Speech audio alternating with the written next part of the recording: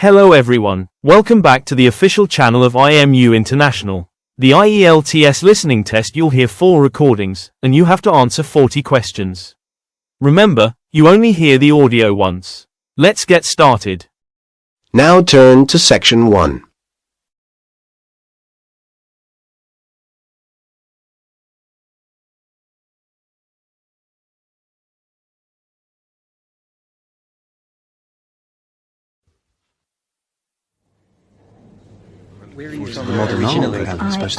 Good morning, everyone, and welcome to the museum. There are a few points that you need to remember, so before you go in, I'll just run through them. Then you can all go off and have a good time. So, first of all, you've all paid and you all have a ticket that allows you to go anywhere in the museum and includes one trip to the 3D cinema.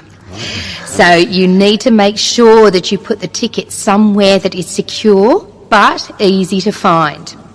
This is partly because you'll need to show it to our staff if you decide to go out at any time.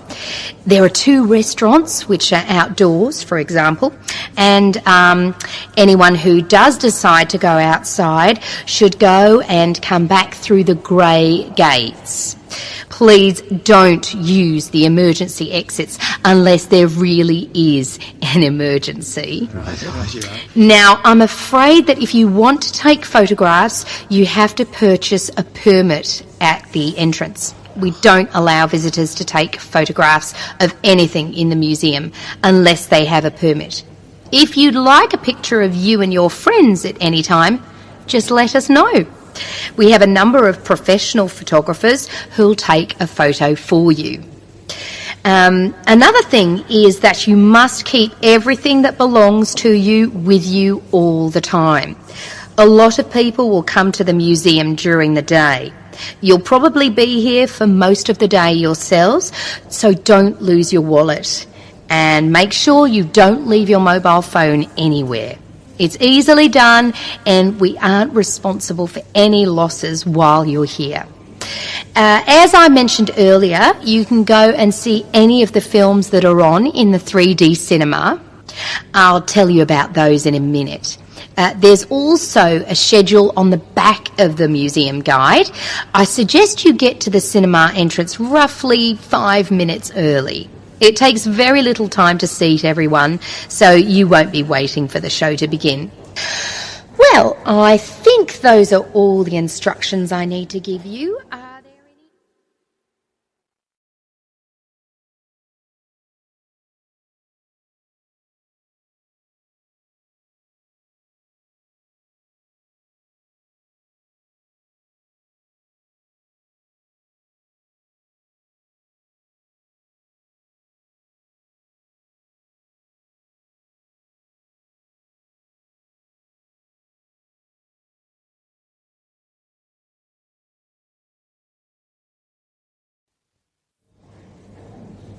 Okay, the films which are on today are being shown at different times. They're also about some amazing subjects. Let me tell you a little bit about them. The first one is called The Secrets of the Nile and starts in half an hour at 10 o'clock.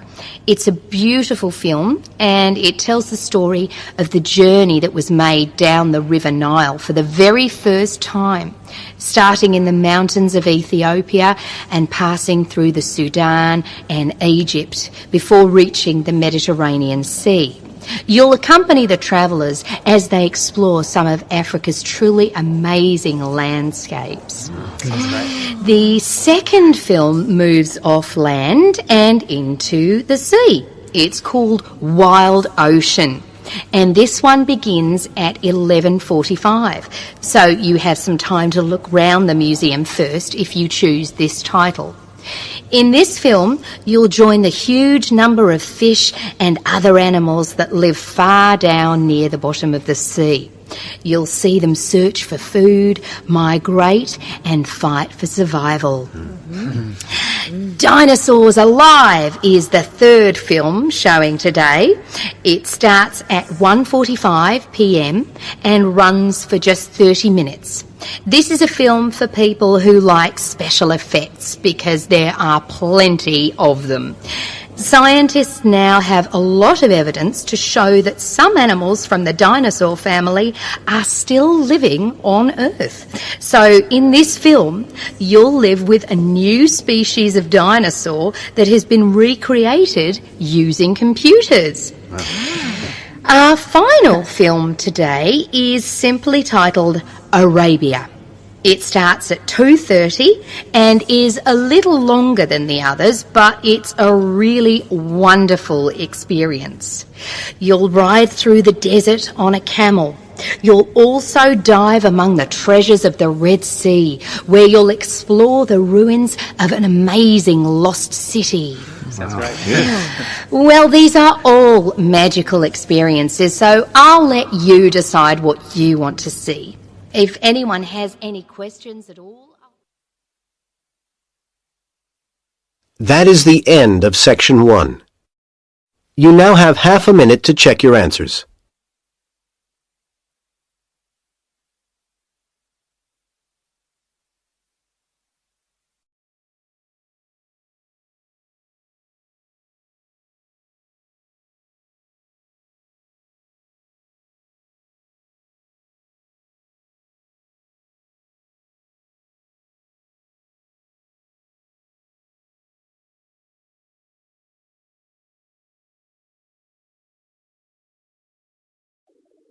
Now turn to Section 2. Section 2. You'll hear a talk by a security worker from Sydney Airport who is introducing the day-to-day operations of the Australian Quarantine Service. First, you have some time to look at questions 11 to 17.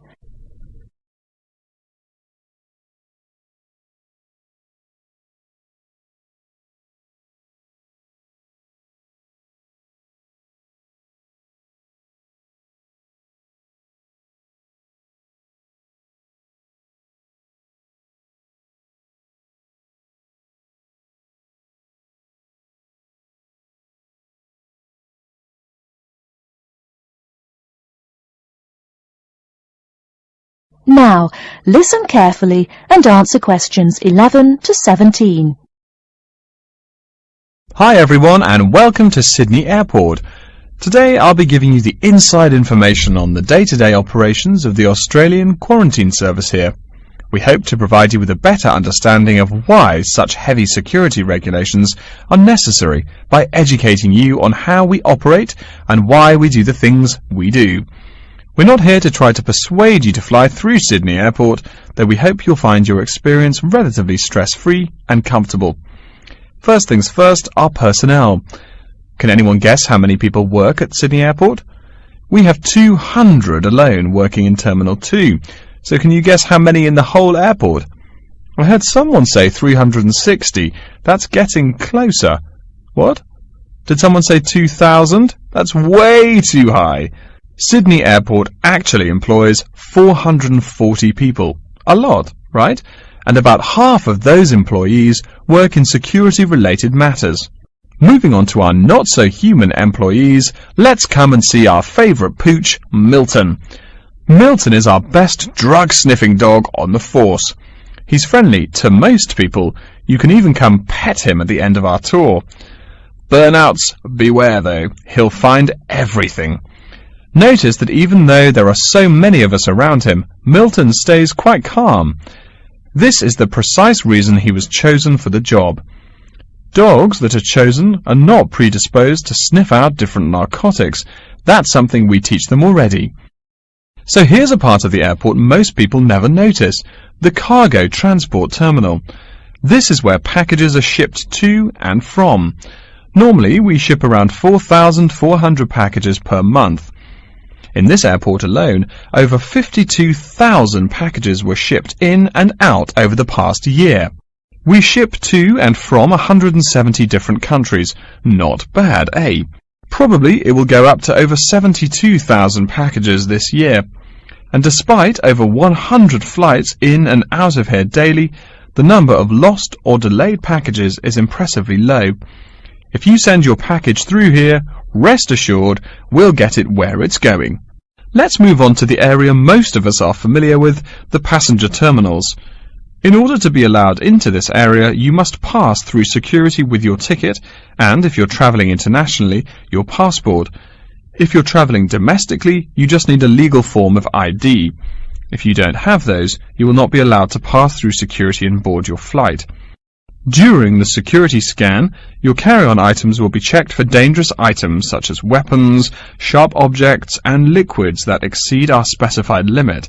If you attempt to pass any of the prohibited items on this list posted at the entrance, you are still allowed to board the plane, but you'll be given a warning and your item will be confiscated.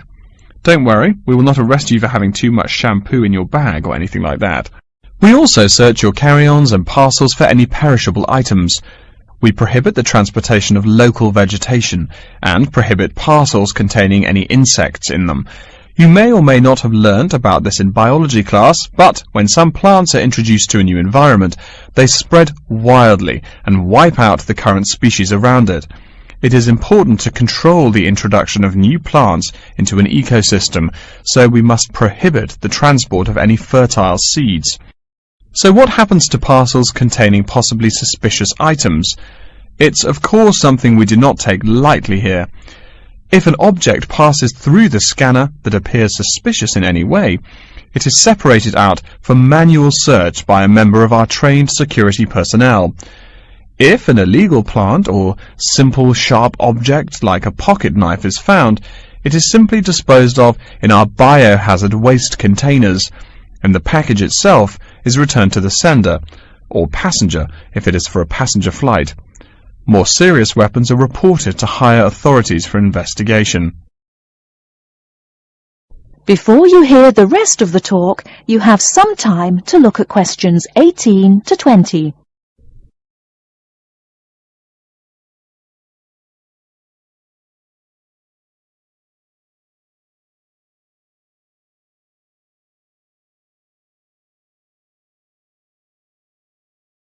Now listen and answer questions 18 to 20. As far as parcel security, the material of the parcel is important. For shipped goods, the most common material used and the most widely accepted is paper. Make sure it is packed sturdy enough with no rips or tears.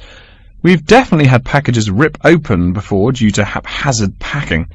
A more common problem, though, is the package labels. When an item does not make it to the right place, this is the most common reason. The label may not be in the right place or marked clearly enough. If you're receiving any items from abroad that must be declared, please remember our guidelines in order to ensure the timely delivery of your item. Make sure it is packed correctly, and we ask that you notify customs between 2 and 10 days within the item's scheduled arrival date. Okay, before we move on, are there any questions? That is the end of section 2. You now have half a minute to check your answers.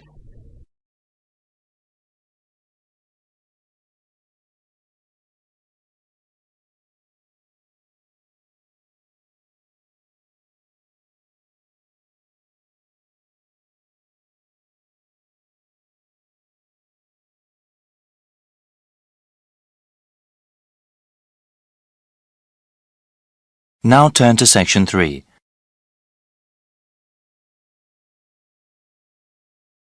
Section 3. You will hear a conversation in a continuing education institute's office. First, you have some time to look at questions 21 to 25.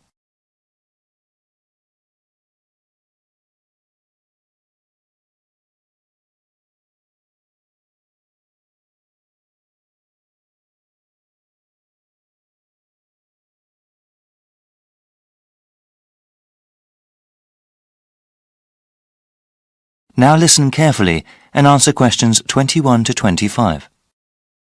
Welcome. My name is Jeremy Holtz. Hello, Jeremy. I was told to come to this office and ask about your continuing education program.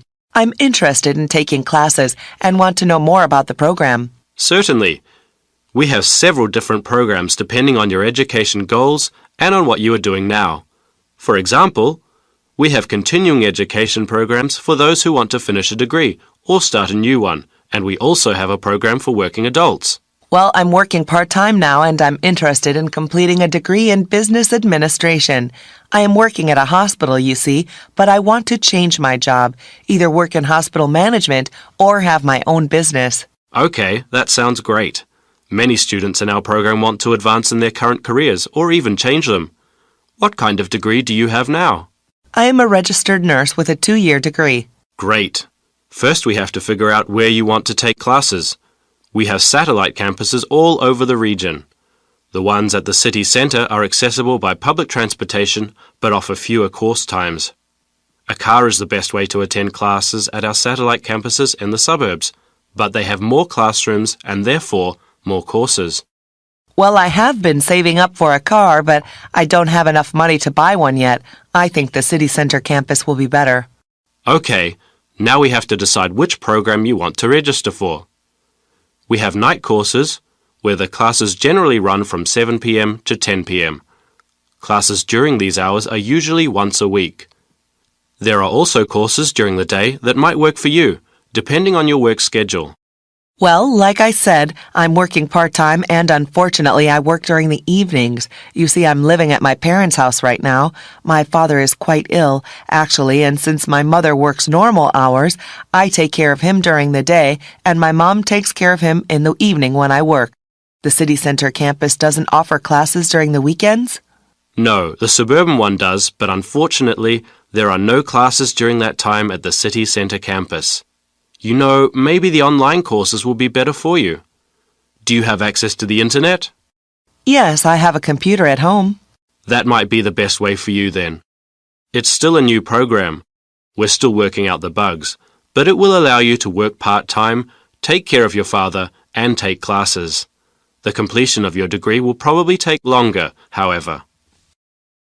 Before you hear the rest of the conversation, you have some time to look at questions 26 to 30.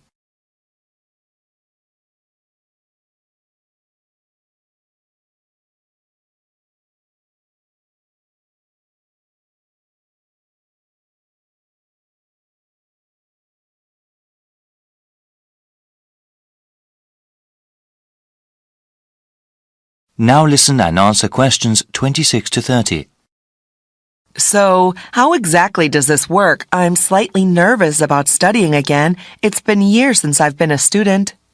Yes, it can be a bit daunting at times. Continuing your education and improving yourself are well worth the effort. Actually, before you start taking online classes, there are several refresher courses that you are required to take. What kind of courses are those? These are especially made for the returning adult student. We understand that education is just one of a number of priorities for those that take classes with us. The refresher courses teach you how to manage time and juggle between different areas in your life. Techniques like writing down your daily schedule and ways to avoid procrastinating are talked about. Also, there is one course that reviews basic study skills, like the most efficient way to read the course text, as well as basic academic writing. I think that would be really helpful for me. I enjoyed studying when I was going to school, but I definitely need some tips on how to manage my classes along with the rest of my life. Many students I've seen are in a similar position. They have to balance both their work and family life with their education. It's not easy, but it is very rewarding for the ones that finish their education all the way through. Okay, so how do I register for the classes? You need to go online to do that. I will give you a brochure with the appropriate web address. You can choose which course modules to take online. You can go through them as time allows. There is even a place to keep track of progress towards your degree. All right, can I ask then about the cost of the online courses? They are cheaper than classes at either campus, of course.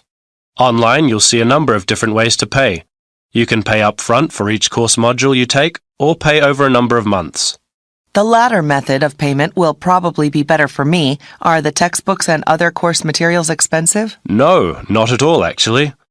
With all online courses, the relevant materials are included free of charge. They are available to download after you register. That sounds great. Thank you so much. No problem. My contact information is also in the brochure. That is the end of section 3. You now have half a minute to check your answers.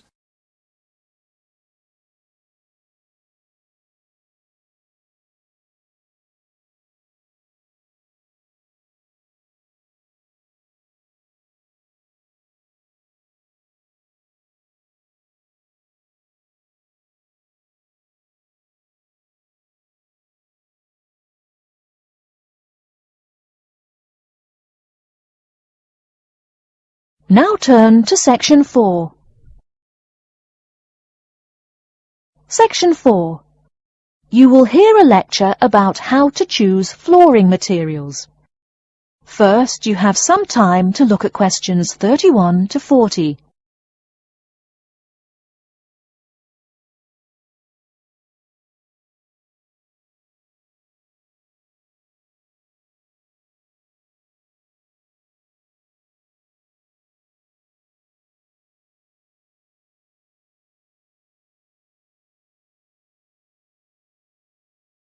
Now listen carefully and answer questions 31 to 40. We've been talking about choosing building materials in the last week. Now, a great many factors influence the choice of building materials. You can't make a house of cards, right? And people who live in glass houses and all that. Anyhow, today I'd like to say a few words about flooring. Some artificial materials can be used, like plastic for instance, which offer mixed blessings when used as a flooring surface. On the one hand, plastic is cheaper than nearly any other alternative, short of bare ground. Plastic also does not warp like wood. On the other hand, the best that can be said about plastic is that it looks like wood or stone. However, it cannot replace the real materials. As I have mentioned, I'm fixing up a new house.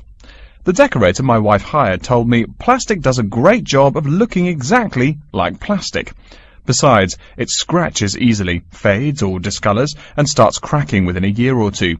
So, if you're fitting out a sleazy hotel or plan to live in a trailer park, go with the plastic. Really though, for all intents and purposes, this leaves us with wood or stone as choices for flooring. Stone and wood are alike in at least one respect. Both go through processing before they can be put to use. Since few of us cut our own lumber or quarry our own stone, this is not perhaps a pressing concern. Still, do-it-yourselfers would do well to remember to buy only properly seasoned wood. Unseasoned wood warps, and a warped floor quickly becomes firewood, and its owner quickly becomes poorer. Likewise, except for dull-hued materials like slate or sandstone, most stone floors are polished before installation. The choice goes well beyond just wood or stone. Each type requires many further considerations. A few special remarks are called for when considering wood. For example, as always, aesthetics, personal taste and layout all play roles, as well as the type of house or room. Oh, and certainly don't forget the cost. When it comes to cost, a rule of thumb is that the softer and less exotic the wood, the lower the cost. In the US, for instance, pine is both ubiquitous and cheap. Mahogany is imported and exorbitantly expensive. If you're on any kind of budget when remodeling, it's really helpful to remember to go for the softer woods. Aside from cost, there are still lots of different factors that are important in choosing the best flooring for the job. Continuing with the example of wood, one must consider the effects of each type of wood on the mood of the room. When selecting the best wood to use, particular attention needs to be paid to its grain patterns, texture and colour. In rooms where relaxation or deep thought is the aim, say bedrooms or the study, dark, strong-grained woods are the rule. Here, the grain ought to match the furniture for a feeling of homogeneity. In rooms where activity and motion are typical, the dining room or living room, lighter, finer-grained lumber is more suitable. In such a setting, the wood grain might be useful in offering a contrast to the furniture. This leads to a feel of subconscious excitement in keeping with the room's function. In either case, though, consult a decorator. It is a decorator's job to know what materials to use to fit the function of the room. Though some things about putting together a room are subjective and based on one's individual taste, materials appropriate to a room's function are much more straightforward. A decorator takes the needs of the customer and uses a mathematical formula rather than subjective words. Since feelings vary from person to person, verbal descriptions of wood types tend to be ambiguous. You want the wood you select, not something approximate. And if you do decide to do it yourself, remember that all wood must be treated with preservatives to enhance its appearance and preserve its natural beauty. In the case of stone, or quarry tile, as flat-cut flooring stone is properly called, a new set of considerations must be weighed up. Simple colour aside, the degree of reflection must be kept in mind. This is called the reflectance rate, which is expressed in a number between 0.0 and 1.0, depending on the amount of light it reflects. At one end of the scale is polished silver. At a rating of 1.0, this shiny surface reflects nearly all of the light directed at it. Numbers closer to 0 describe materials that absorb more light. Moving down the scale a bit, we see that plastic that has been painted white has a rate of 0.8, which makes sense. We know that the colour white reflects all other colour, while black absorbs all colour, and plastic itself is a relatively reflective material. Materials that are denser and darker have reflectance rates much closer to 0. The quarry tile I mentioned a while ago has a rate of 0.1. As you may know, quarry tile is generally dark brown and made from clay, so it is quite dense. Of course, there is considerable variation among types of quarry tile because of the hue or treatment of the clay during its creation. Does anyone have any guesses as to what material may have a rate of almost 0.0?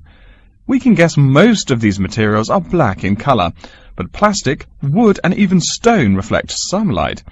One material with a rate of almost 0.0 is black velvet. The texture produces almost no shine at all. Carrara marble, despite its white hue, is actually lower in reflectivity than black onyx. In any case, the fact that tiles vary somewhat should not be forgotten.